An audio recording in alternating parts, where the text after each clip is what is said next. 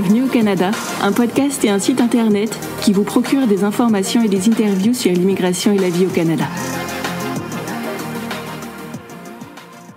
Salut à vous aventuriers du Nouveau Monde, Emma Charlin au micro, auteure, accompagnatrice en mobilité internationale et podcasteuse.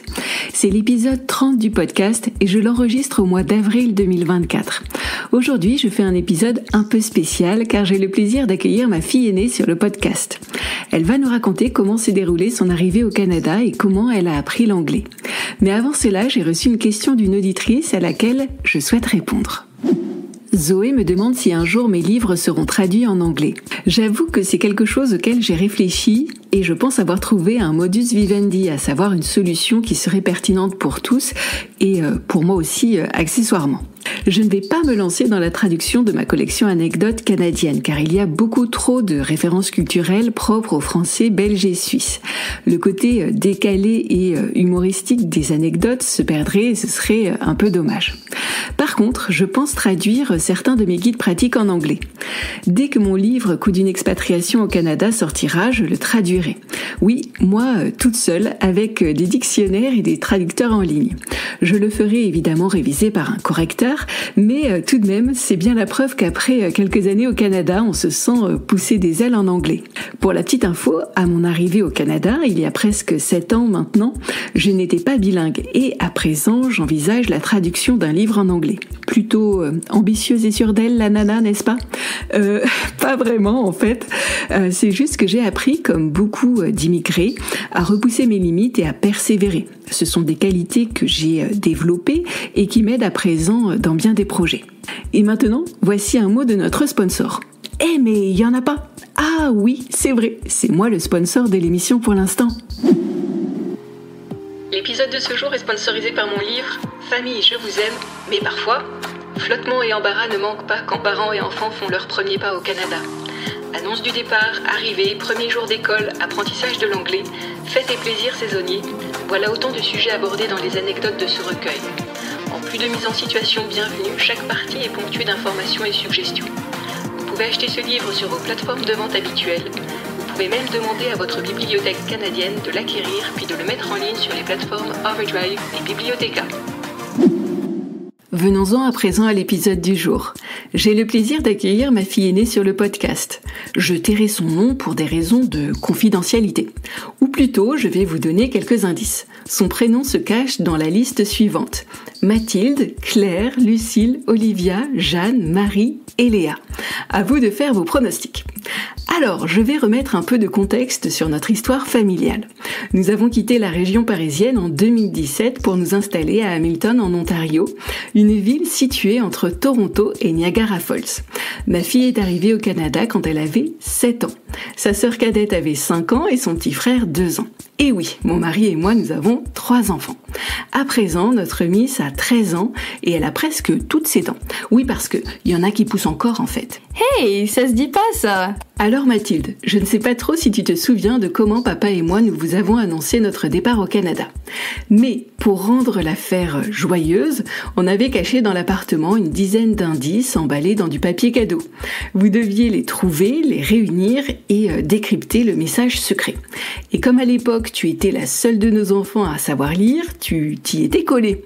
Après avoir découvert des photos d'animaux, de la CN Tower et des chutes du Niagara, tu as lu un message qui disait « On part au Canada ». Comment as-tu réagi à l'époque ? J'ai pleuré parce que j'ai réalisé que j'allais plus voir mes copines à l'école. J'ai compris aussi que je ne verrais plus trop mes cousins et mes grands-parents. Ça m'a bouleversée. C'est vrai, tu as été bouleversée, ma belle. Un petit peu en tout cas. On a passé beaucoup de temps à te câliner et à te parler. Ce n'était pas facile pour toi parce que tu as perçu très vite ce que tu allais perdre. Et pendant un temps, tu n'as pas réussi à voir ce que tu allais gagner. Est-ce que tu te souviens par hasard comment tes frères et sœurs ont réagi ? Pas très bien en fait. Tout est flou. Je me souviens juste que j'étais triste. Oui, il t'a fallu un peu de temps pour faire tienne l'information. Et c'est ok. il n'y a pas de mal à ça. Moi, je me souviens en tout cas de comment tes frères et sœurs ont réagi. À 2 ans, ton frère n'a pas compris grand-chose. Il était en mode « je suis la troupe et si mes parents vont bien, alors moi, je vais bien ». Quant à ta sœur, qui avait 5 ans à l'époque, elle était à fond. Elle a vu des castors, des ours et des élans sur les photos et elle a tout de suite adoré. On lui a expliqué qu'on ne partait pas en vacances, qu'on partait pour de vrai, mais ça n'a rien changé pour elle. Je lui ai demandé si ses copines n'allaient pas lui manquer et elle a répondu « je peux me faire de nouvelles copines, non ?» Et c'était vrai, au bémol près qu'il lui fallait d'abord apprendre l'anglais. Mais bon, en tout cas, dans les semaines qui ont suivi, papa et moi, on vous a beaucoup parlé du départ et de comment ça allait se passer. Ok, parlons maintenant de l'arrivée au Canada. Alors Claire, qu'est-ce qui a changé pour toi et qu'est-ce que tu as bien aimé ici ? Alors, ce que j'ai aimé, c'est qu'on avait une maison avec un jardin. Je pouvais beaucoup plus facilement m'amuser que dans notre ancien appartement.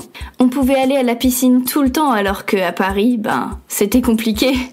Et puis, il y avait 3 parcs de jeux tout près de la maison et comme il y avait moins d'enfants, c'était plus agréable. On a commencé à faire du patin sur glace aussi. Et quand il a neigé, on a fait des bonhommes de neige et de la luge même. C'était vraiment chouette. On est même allé visiter la caserne des pompiers une fois. Et il y avait des points négatifs aussi, non ? C'est sûr. Au début, mes copines, mes cousins et mes grands-parents m'ont manqué. Et puis, je ne comprenais rien à ce que les gens disaient, alors il fallait tout le temps que je te demande. En plus, au Canada à l'époque, il n'y avait pas mes bonbons et mes gâteaux préférés. Et puis, tu peux pas appeler les gens parce que à cause du décalage horaire, c'est compliqué. C'est vrai qu'il y a de petits ajustements à faire, ce n'est pas toujours facile. Il faut un peu de temps et de flexibilité, mais ce n'est pas impossible non plus. Bon, j'aimerais maintenant qu'on parle de l'école au Canada. Ça te va, Lucille ? Comment ça s'est passé pour toi ? Tu me parles des points positifs, puis des points négatifs ? Ouais, ok. Alors, à l'école, ce que j'ai vraiment aimé, c'est le bus scolaire. C'est super chouette de prendre le bus. Puis, ce qui m'a fait un peu bizarre, c'est le système d'annonce le matin avec l'hymne national et tout. C'est étonnant. Et puis, en tout cas, les professeurs sont vraiment gentils et accueillants. Ils m'ont toujours encouragée, même les élèves. Il y en a une qui voulait très souvent m'aider ou me montrer comment tout marchait. On se comprenait pas trop, mais on communiquait par des gestes et par des sourires principalement. Oui, notre école est une petite communauté très accueillante et impliquée. On a beaucoup de chance. Et sinon, dis-moi Olivia, quels ont été les points négatifs ? J'ai pas vraiment compris l'anglais pendant longtemps. Je comprenais pas quand on parlait, je comprenais pas les exercices, je comprenais pas les routines de la classe aussi. Et non seulement je ne comprenais rien, mais je ne pouvais pas parler non plus parce que personne, ou presque, ne parlait le français. Ça m'a beaucoup frustrée et énervée au début. Je suis d'accord. Dans une expatriation, les premiers mois sont durs pour tout le monde. Ils ont été durs pour toi, Louloute, qui devait apprendre l'anglais. Ils ont été durs pour nous, car on devait s'adapter à notre nouvelle vie et on était parfois, épuisés. L'expatriation est un grand chamboule-tout. Et si on avait pu être guidé ou accompagné, cela se serait mieux passé. Mais dis-moi, il t'a fallu combien de temps pour te sentir à l'aise ? 6 à 7 mois, je dirais. On a fait notre rentrée scolaire en septembre et à partir de mars, ça allait déjà beaucoup mieux. En gros, le premier mois, j'ai rien compris de l'anglais. D'octobre à Noël, j'arrivais un peu à comprendre et je pouvais répondre par oui ou par non. Puis de janvier à mars, je comprenais mieux et je parlais un peu. Puis en avril, là, c'était bon, tout roulait. J'avais des nouvelles copines et je m'en sortais bien en classe. Et maintenant, après 6 ans passés au Canada, dis-moi un peu, Jeanne, comment ça se passe à l'école et dans ta vie en général ? Ça va bien, je suis dans les premières de la classe et tout le monde me dit que je n'ai aucun accent en anglais. J'ai des copines, je fais de la natation, je lis beaucoup de livres, j'écoute de la musique, c'est cool. Enfin, sauf pour les devoirs en français que tu nous obliges à faire tous les soirs de la semaine. J'en peux plus, moi, de la grammaire, des dictées, tout ça. Oui, alors ma belle, on va pas revenir sur ce sujet parce que c'est pas le débat du jour. J'aimerais plutôt que tu dises à nos auditeurs quelques phrases en anglais afin qu'ils se rendent compte de ce que cela pourrait donner pour leurs enfants. Ok, mais tu veux que je dise quoi ? Ce que tu veux en anglais. Okay, so what about we go for vacation to Japan, then we go to the spa, and then eat sushi after? Oui, alors merci beaucoup Marie. Et voici la réponse à ta question. I don't know, maybe one day. Donc pour la petite histoire, ma fille vient de me demander de l'emmener au Japon, d'aller au spa et de manger des sushis. Et moi j'ai répondu peut-être un jour. Bon, maintenant j'aimerais que tu donnes à nos auditeurs quelques conseils si tu en as en stock. Oula, ok. Je dirais que moi, j'ai eu très peur pendant l'expatriation, mais ça m'a pas aidé. Il faut plutôt se dire que tout va bien se passer et que même si ça prend un peu de temps, ça ira à la fin. Il y a des personnes et des choses qui vont nous manquer parfois, mais dans le même temps, on apprend aussi à découvrir et à aimer d'autres personnes et d'autres choses. On se fabrique un nouvel équilibre en somme. Ok, alors Léa, on est arrivé à ce moment précis de l'interview où je pose à mes invités les deux questions suivantes. Quelle est votre actualité et où nos auditeurs et auditrices peuvent-ils vous contacter ? Alors, pour mon actualité, j'ai une compétition de natation bientôt et j'aimerais améliorer mes temps et peut-être même battre plusieurs de mes records. Quant à savoir où me contacter, vu que j'ai pas de compte sur les réseaux sociaux, je dirais qu'il pourrait passer par toi, non ? Très bonne réponse, ma belle, et merci tout plein pour ta participation. Alors ce n'est pas tout ça, mais il s'agirait de résumer l'affaire. Voici les principaux points à retenir. Premier point, ma fille est super mimi et sympa. Non, je rigole. Enfin si, c'est vrai, mais bon, je reprends. Premier point. À l'annonce de votre départ au Canada, vos enfants ne réagiront pas tous de la même manière. Certains auront peur et se tourneront naturellement vers ce qu'ils vont perdre. D'autres se tourneront davantage vers ce qu'ils vont potentiellement gagner. Toutes les réactions sont dans la nature. Ces réactions ne sont pas à juger, mais plutôt à accompagner. Second point, l'apprentissage d'une nouvelle culture et d'une nouvelle langue prend de l'énergie, du temps et une bonne dose de frustration aussi. Il y a des plaisirs en chemin, c'est certain, mais des difficultés à ne pas sous-estimer. Bonne nouvelle, ces difficultés s'inscrivent dans un temps limité. Les premiers temps sont compliqués, puis tout devient plus simple après.